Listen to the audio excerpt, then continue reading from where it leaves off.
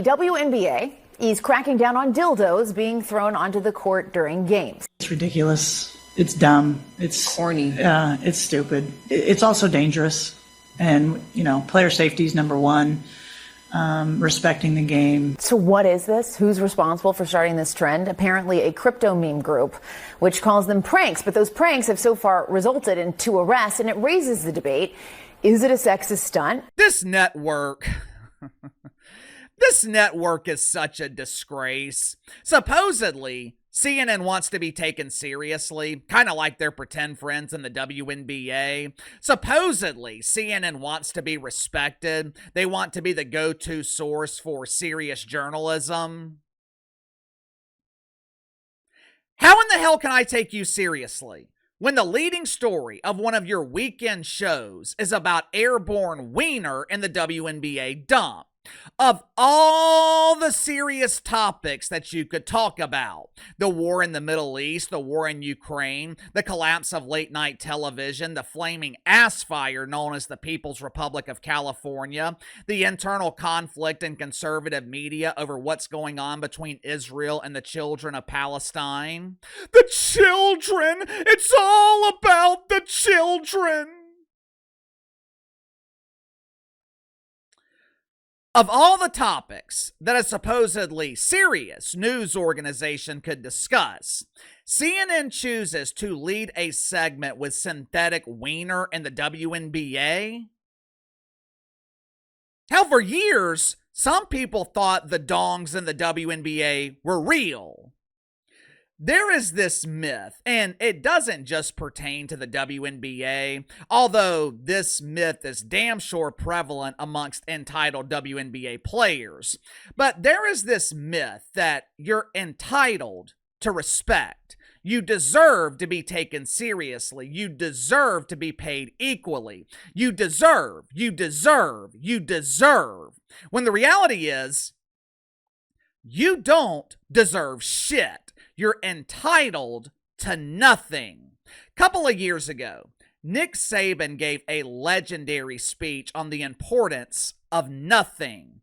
If I'm the diva of Dump Divas Kat Engelbert, I am making this speech mandatory throughout the WNBA. Every player would have to listen to this speech at least once per day. According to the legendary Nick Saban, every morning you wake up, you're entitled to nothing. Every night you step on the court and you pretend to play basketball, you're entitled to nothing. You could be the best pretender in the WNBA. You could achieve the impossible and dunk a miniature basketball without someone having to hold the ladder. You could break scoring records by scoring 20 points in a game. But it doesn't change the fact that you're entitled to nothing. How many of you guys have heard of E.J. Tackett? My guess is none of you. Last year, E.J. Tackett was the highest paid bowler in the PBA. He made $265,000. Now, the average salary of a professional bowler, around $45,000 a year. The average salary of a pretend basketball player is triple that amount. Yet, for some reason, I never hear professional bowlers complain about money. I never hear them demand private airfare. I never hear them demand to be respected. Why? Maybe it's because they know they're entitled to nothing. It is a privilege to play a game for a living, just like it's a privilege for me to be speaking to you right now and being paid to do so. I am not entitled to your time. I'm not entitled to your loyalty. I'm damn sure not entitled to your respect. I have to come on here every day and earn it. For some reason, WNBA players have consumed the shit sandwich that the media is serving. According to the media, dump divers in the WNBA are not only entitled to equal pay, they also should be given your respect. To make matters worse, CNN is once again victimizing these damsels in distress. According to CNN, not only are these elite athletes not respected, they're also victims of homophobia. Call social worker Shanice. We need immediate gender-affirming care.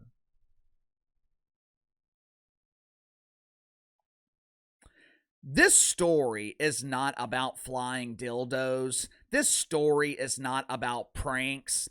This story is about WNBA players and their pretend friends in the mainstream media demanding respect they haven't earned.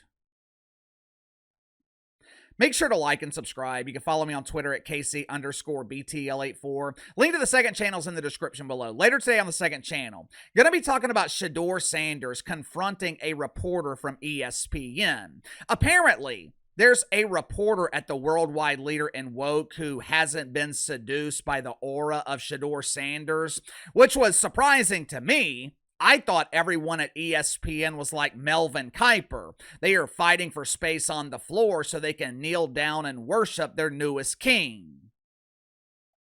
Once again, though, Shedeur Sanders, he impressed Uncle KC with how he handled a situation. Say what you want about Daddy Dion. I know he can be polarizing, but one thing you can't take away from Deion Sanders, he has raised his kids the right way. We'll talk about it on the second channel and TikTok, so click the links in the description below and subscribe. Saturday mornings, CNN has either a show or a segment called Table for Five. It's a blatant ripoff of The Real Five on Fox News. Now, I've never heard of the show before. Apparently, neither has anyone else because I can't find ratings for this toxic dump. It's obvious that CNN doesn't care about ratings because one of the panelists this past weekend, it was the originator of the term huge embarrassing failure, Bomani Jones.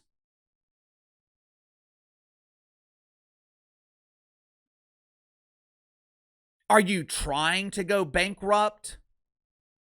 In the year of our Lord 2025, what producer thought the path to success was to have Bomani Jones on live television? Have you seen the path of destruction that Bomani Jones calls a career?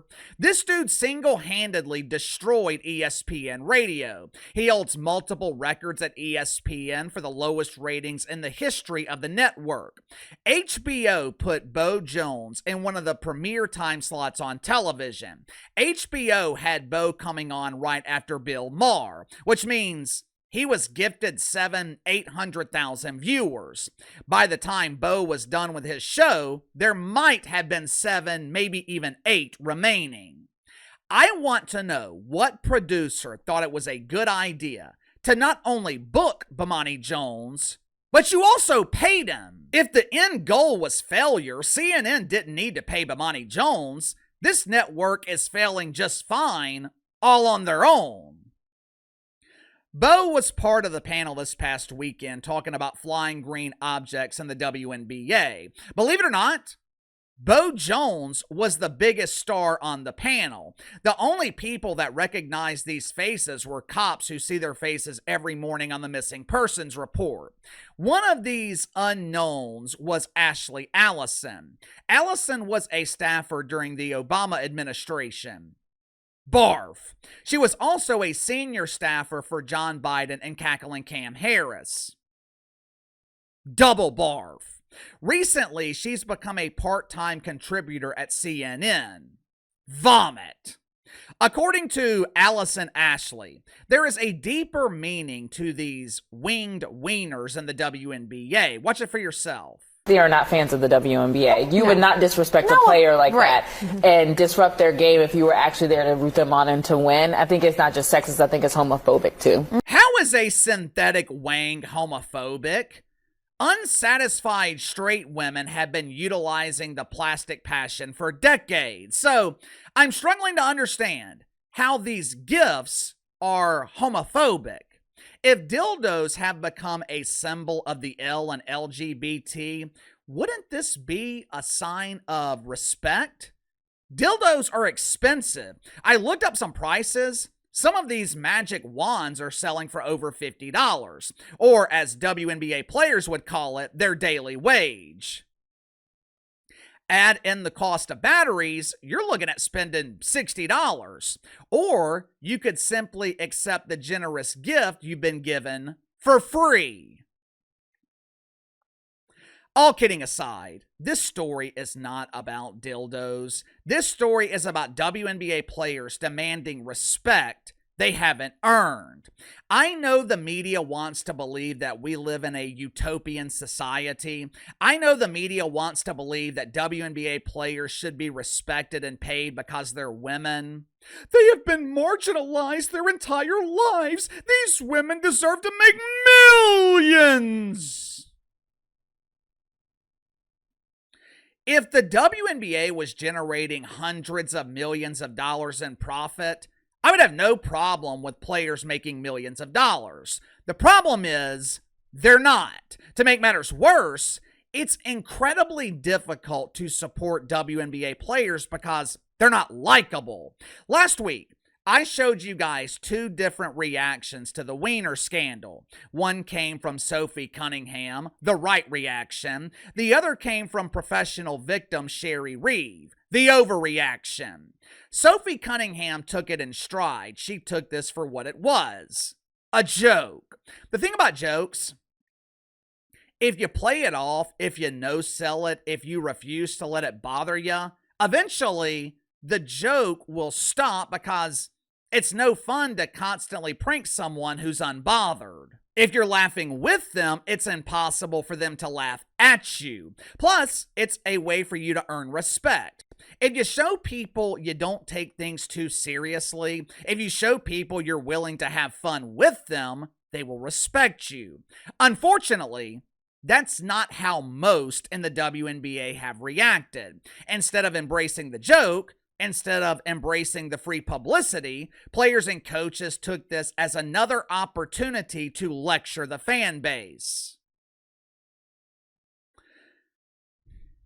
When some doofus goes running across the baseball field, swinging his miniature bat and balls, do Major League Baseball players lecture the fan base?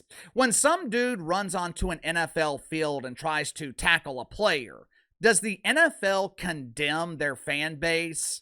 I was inside the Superdome in 2019 when NFL officials made the most egregious no-call in history. Fans were throwing shit all over the field. Did the league lecture the fan base?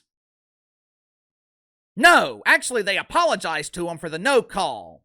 This was another missed opportunity for the WNBA. It was another swing and a miss. This league has always had a contentious relationship with the mainstream, mainly because they've been rejected by the mainstream for decades. And instead of earning their way in, they continue to prove why they're not ready for prime time. Sound off in the comments below. I'll see you guys later.